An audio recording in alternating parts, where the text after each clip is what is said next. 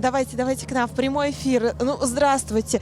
С мужской половиной вашей группы я уже сегодня общалась, а вот прекрасную Адель мы еще не видели. Здравствуйте. Здравствуйте. Здравствуйте. Давайте мы внимательно посмотрим сейчас на их одеяние. Такая вот... Оператор, может нам показать всю одежду, пожалуйста? Пожалуйста, какие красивые, какие прекрасные. Могу я стать между вами? Мы как раз-таки вот здесь вот поместимся, поговорим. Ну, вы у нас дебютировали на «Новой волне», с чем я вас и поздравляю. Скажите, как встретила вас этот конкурс, встретил вас? Ой, невероятная публика на самом деле, очень все заряженные, все улыбаются, все активно хлопали, я не знаю, ну я пока что в восторге, почему пока что? Я в восторге. Очень тяжело после сцены на самом деле разговаривать мне. Ну, все круто прошло. Все круто прошло, но я знаю, что, Адель, вы тоже человек немало опытный, у вас есть тоже опыт в разных конкурсах, да, и вы, как никто другой, понимаете конкурсанта. Вот скажите, пожалуйста, вот каково это быть на месте конкурсанта, на месте участника? Ой, ну, на самом деле всегда конкурс — это волнительная такая история, потому что вот это волнение, которое в тебе в какой-то момент ты уверенный, ты знаешь материал, ты выходишь, и в какой-то момент вот это волнение может очень плохо сказаться, поэтому конкурсантам я бы посоветовала: ребята, вдох-выдох, все будет круто. Ну смотри, все конкурсанты у нас сплоченная команда, но все-таки вчера был первый конкурсный день, и уже кто-то вверху таблицы, кто-то внизу. Вот как не потерять вот эту вот дружбу, так скажем, да, из-за оценок и не разорваться? Ой, ну на самом деле я тут даже не знаю, у меня какой-то вот этой конкуренции никогда внутренней не было, я никогда ни с кем не соревновалась, и то есть, ребят, всегда побеждает дружба. И нужно научиться радоваться успехам друг друга. И когда ты за кого-то искренне радуешься, потом эта радость настигает тебя, потому что мир же он как зеркало внутренних чувств и эмоций. Что ты внутри ощущаешь, что тебе мир отражает. Когда ты радуешься за других, когда-то и с тобой случится такая радость.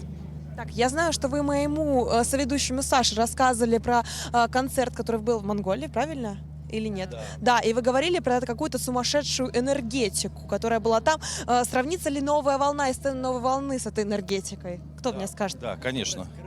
Да, если убрать крышу и оставить вот тот дождь, который был в Монголии при нашем выступлении, шел просто вот стеной дождь. Когда мы вышли со сцены, не было ни одной ниточки сухой на нас. И ни один человек не ушел. А нужно понимать, что был стадион. Давайте скажем, сколько человек было. Я не могу сказать, потому что это был стадион, и там очень много людей было. Но это десятки тысяч людей, десятки тысяч. Вот сегодня тоже прошел проливной дождь, и мне кажется, если бы крыша исчезла, и люди бы тоже никуда бы не ушли, потому что я смотрел в зал, смотрел на дочку, смотрел на Рената. Я видел, у всех глаза светились, и в зале глаза светились. И вот люди подняли руки, стали аплодировать, посыпались овации. Ну, настолько круто, понимаете? И вот дождь шел, если бы крыша исчезла, я думаю, ни один человек бы никуда не ушел. То есть энергетика, она такая же. Так, Ренат, вы рвались что-то ответить, рассказывайте. Я говорю, ну, то же самое хотелось, что крышу, если бы убрали, люди бы стопудово остались, потому что волна, вот так, новая волна от всех, мы все на одной волне. Мы все на одной волне, друзья. Спрошу вас теперь подробнее про ваши образы. Почему именно сегодня вы такой наряд решили выбрать? Скажите мне, Адель. Это наши новые образы, они специально для «Новой волны». Да, это эксклюзив. Мне хотелось на следующий трек «Не нахумай» что-то такое более дерзкое, потому что я всегда в платьях, я такая всегда женственная. И вот в этот раз я решила, что я хочу быть такой Батыршей. вот батыршей, да. И мужчины у меня, как всегда, батыры. Ну, надо объяснить, в чем дело. Мы появимся еще на этой сцене с одной песней, которая называется «Батыры», Сен-Батыр, настоящие батыры. Эта песня очень дерзкая, она очень, знаете, с таким сильным духом, поэтому наши образы несколько изменились. И Адель из такого ангела превратилась в ангела с характером. Совсем скоро выйдет новая песня и новый клип. Весь наш альбом и мы уже, как говорили, по эпосу Урал-Батыр, и в нем отображена и светлая сторона, и темная сторона. Родной брат Урал-Батыра Шульген перешел на сторону темных сил. И если наши предыдущие песни были про свет, про добро, то в следующем клипе мы покажем темную сторону. Мы покажем бой Урал-Батыра с быком в темном царстве царя Катила. И здесь Адель предстанет еще в более таком крейзи образе, да. Крейзи образ. Хватит спойлеров, Заинтриговали. хватит Уже спойлеров. нам интересно посмотреть этот клип. Ну, безусловно, образ артиста должен отражать суть песен, суть материала. Вот как вам удается? Вы садитесь и говорите: так, давайте мы здесь придумаем кожу, здесь мы придумаем вышивку, орнамент, или как происходит вот подбор Ну, костюмов? Я открою один секрет. Дело в том, что в нашем коллективе, так получилось, распределены обязанности по таланту. Так. Да, у каждого свой талант. И полностью все образы, весь, так скажем, вот все, что вы видите в нашем творчестве, в наших костюмах, это находится в руках дочки. Она наш стилист, она наш, я не знаю, такой ведущий в мир моды, в мир каких-то экстравагантных вещей, да. Наш фэшн-директор, не только солистка группы Эйола, но еще и фэшн-директор группы Эйола. Получается, Адель, солистка, дефис, фэшн, дефис, директор. Все правильно. Расскажи тогда, как ты вдохновляешься, где-то подсматриваешь, может быть, это все полностью из головы? Да, конечно.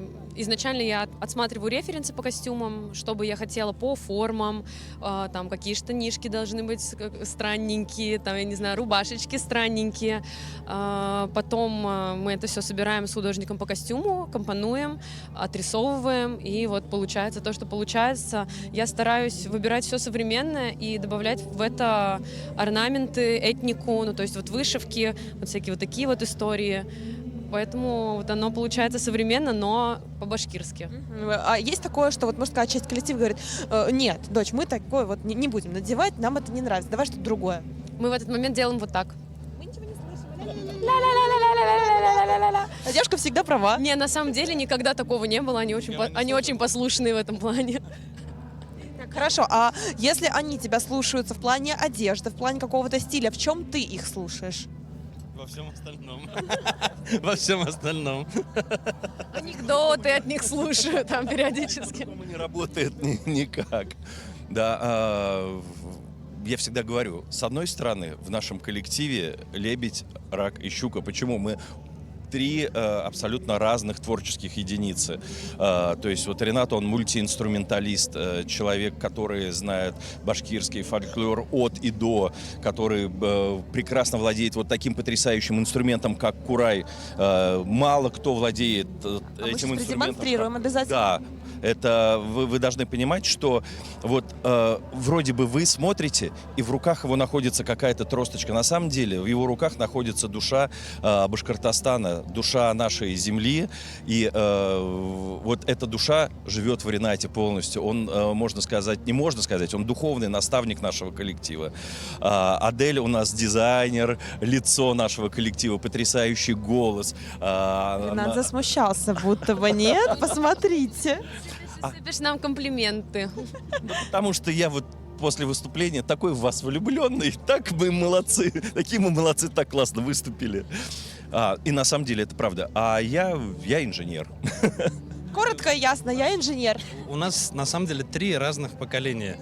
То есть Адель — это самое молодое поколение, я чуть постарше, и самый старший у нас Руслан.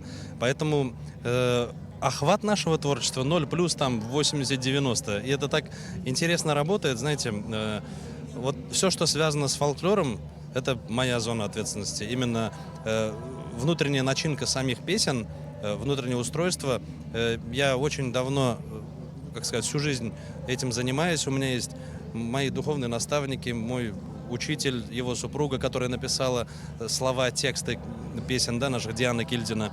Вот. И все это не имело бы такого резонанса, если бы не была современная огранка. Вот любой алмаз или бриллиант, он обязательно нуждается в огранке. Вот эту огранку просто, никто бы так не сделал, как это делает Руслан диджей Север, который уже, я не знаю, там, вот с такого поколения все знают, вот до сих пор он топ диджеев России, и не только, я думаю. И вот инженер, он говорит, очень скромно, он знает всю структуру звука, каждый вот этот килогерцик, и все это накручивает таким образом, что сохраняется вот этот национальный народный дух, но он звучит так современно, так круто. Поэтому здесь мы собрались вот все разные поколения, а исполнить это так, чтобы сохранить вот эту женственность, красоту, нежность, в то же время стержень и вот такой прям башкирский дух, это делает Адель. Вот здесь все звезды сошлись. По отдельности каждый из нас, я не знаю, как бы мы это выглядело, но именно вот этот трио, собравшееся, делает вот такой вот эффект. Это магия называется. Действительно, вот такое удивительное трио, как сказали Лебедь, Рак и Щук, которые просто совместились и покорили не то что эту страну, покорили этот мир. Друзья, группа Йола. Все правильно? Йола, вот так вот, извините, поправили меня, там мне по одному месту за то, что я неправильно произнесла. Классные, зажигательные ребята, которые вот поговорили с нами, рассказали нам много всего интересного. А мы продолжаем смотреть трансляцию, впереди у нас второй конкурсный день.